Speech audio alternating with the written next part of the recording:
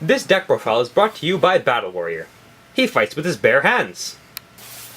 Hello everybody, this is Neosis, and this is my updated Inca Deck profile for the April 1st ban list. First off, I'd like to start by apologizing that I haven't had enough time to upload a updated deck profile. It's been about 2 formats, and I understand some of you may have wanted it earlier, but I was quite preoccupied with schoolwork and such. But other than that, let's get to the deck profile.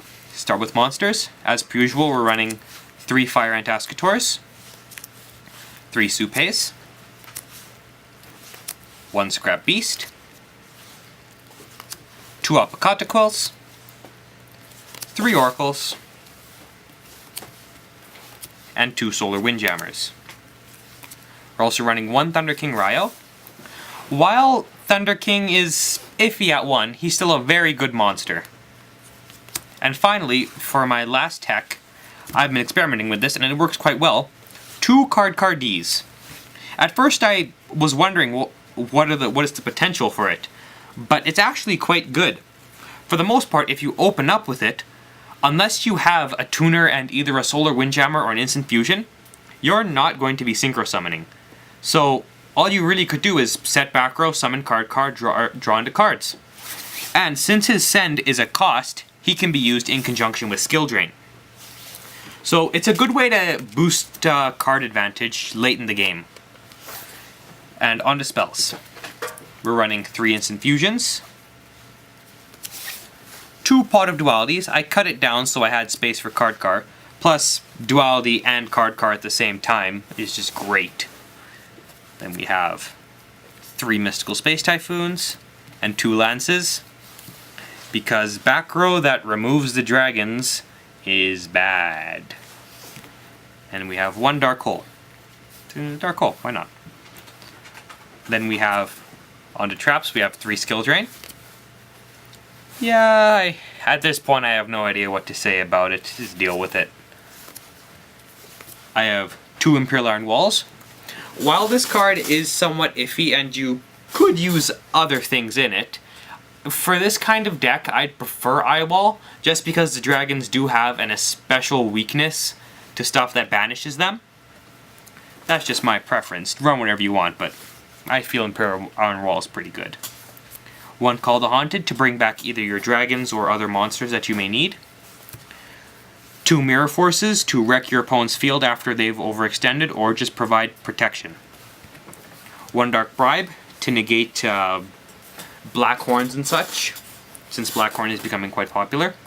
And then the Trap Quadrilogy. All in all, this deck comes up to 41 cards, and it runs quite well. But definitely stay tuned for later. I will have an updated deck profile soon, hopefully. Now on to the extra deck. Has changed just a bit. You're still running your 5s for your Instant Fusion, so Flame Swordsman, Giltia the Dragon Knight, and Ojama Knight. Now, there are reasons why I'm running these 2. This one's pretty good, but this one might be a bit iffy, but there are reasons why you run Giltia. I'll show you that later. 1 Acid Golem. He's alright, but I go into him a lot less, so I may decide to replace him, perhaps with a Gaia Dragon, mainly because Gaia Dragon plus Volcasaurus is amazing. This is Volcasaurus.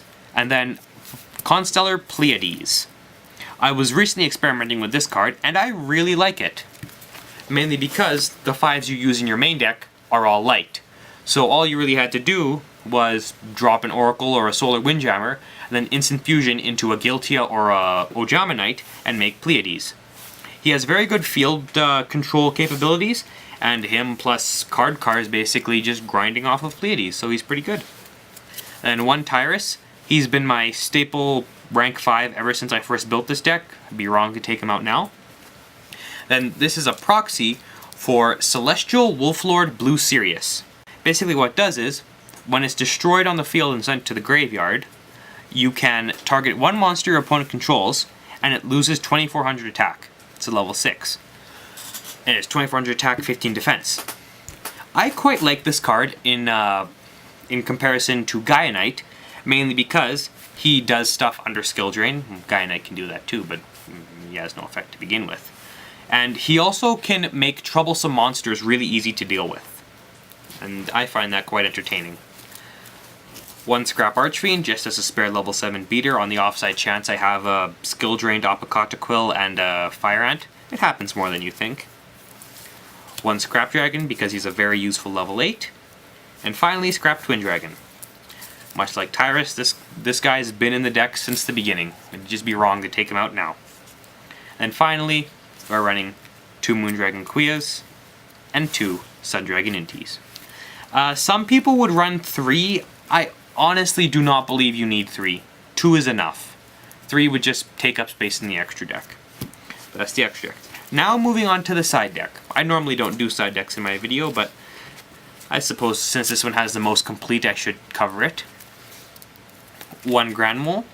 He's alright. I mean, he's basically useless if skill drains on the field, but I might want to replace him, but for the most part he works okay. 3 Prohibitions. It's a pretty good card.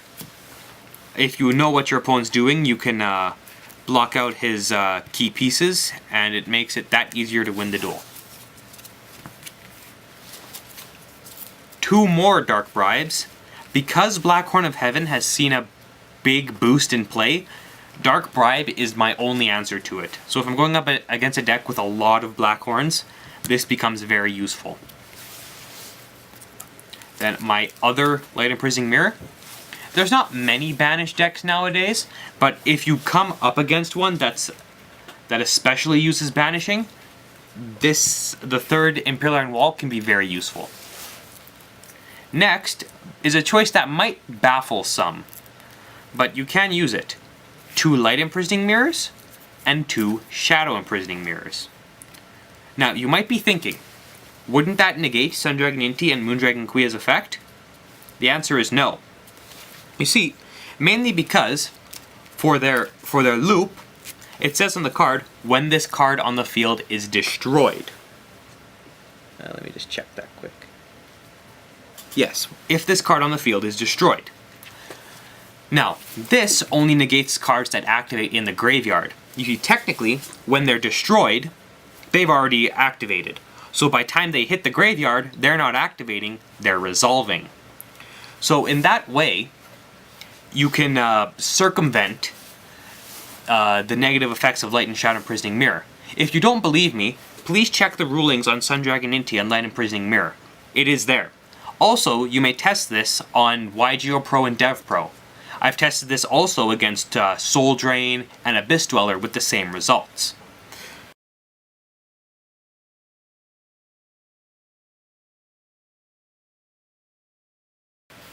So, if you don't believe me, there's my evidence. Next, we have 3 Dustin Rollers. I initially picked this card up just because it seems like a pretty good replacement for Flying Sea. You can select 1 monster and it can't be used for anything, really. Can't be used for Synchro, Xyz, Fusion, or Tributed. So you basically just use it for attacking. If you're up against a deck that's very extra deck heavy, or relies on tributing, I suppose, and Monarchs. Heretics. Or Heretics, yeah. This could be useful, but I may want to take it out for Flying Sea, as I do have a very big problem with Evil Swarms. I can't even stop them when I try. It's quite saddening. And finally, 1 E-Virus. This is just against the Prophecy matchup, and I have Moondragon Quia, which conveniently fits the bill.